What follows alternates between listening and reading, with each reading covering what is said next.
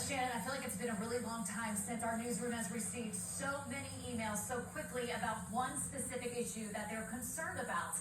So we reached out to some of those people, just a few of them today, to hear their thoughts. But the word about that got out that we were meeting here at Jonathan Dickinson, and at least I would say maybe 50 people came to talk with us, all about their concerns over a state's plan to add recreation to state parks around Florida. But here at JD State Park, that could include ripping up hundreds of acres of this open space here behind me and tearing down that iconic Hope Sound Observation Tower.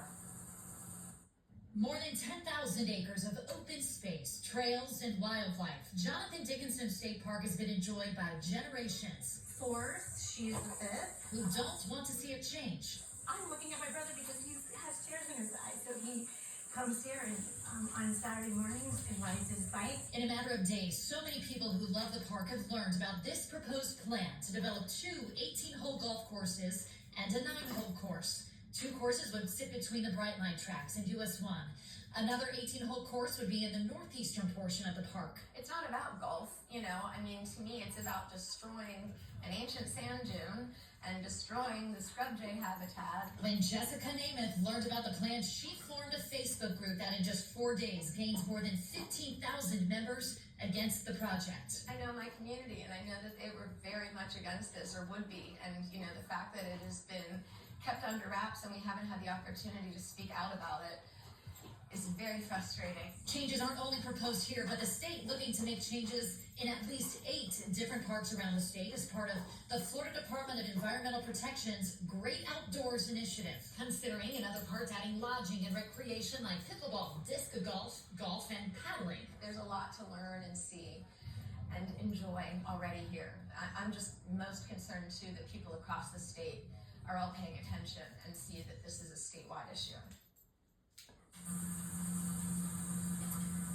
We have reached out to the Florida Department of Environmental Protection for more information on how this plan came about in the first place.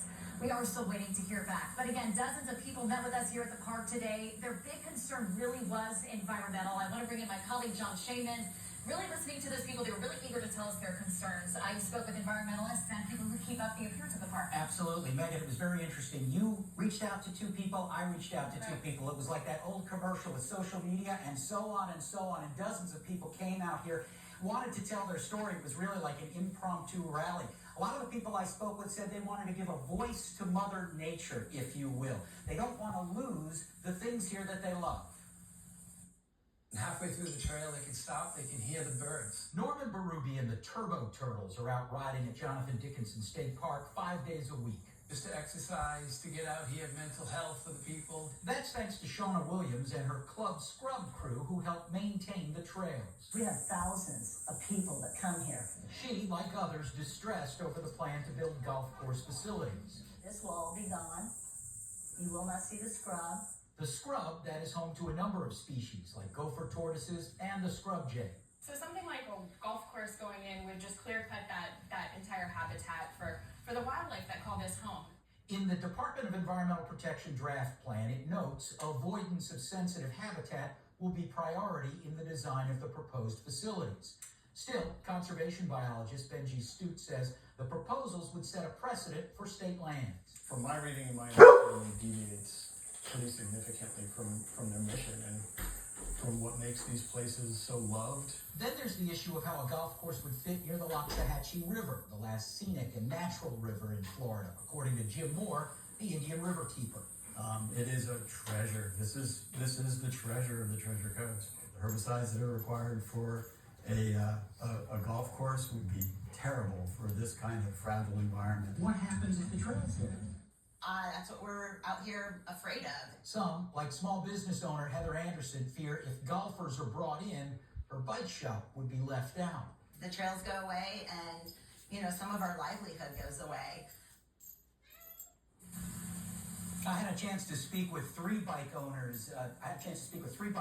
This afternoon. They all told me similar stories. It's much safer for them to be out on the dirt here than out on the roads, and that if they lose their 10 miles of trail here, their slice of heaven, they certainly fear for their business. Megan, this story is certainly not going away right now. So many angles to this story. Thank you so much, John. Another one is, what do the golfers think about this? We've heard from some Jupiter Town leaders who said that they don't really hear any of the residents really asking for more golf courses, but our Todd Wilson went out looking for golfers to see if they think there's room for more places to play.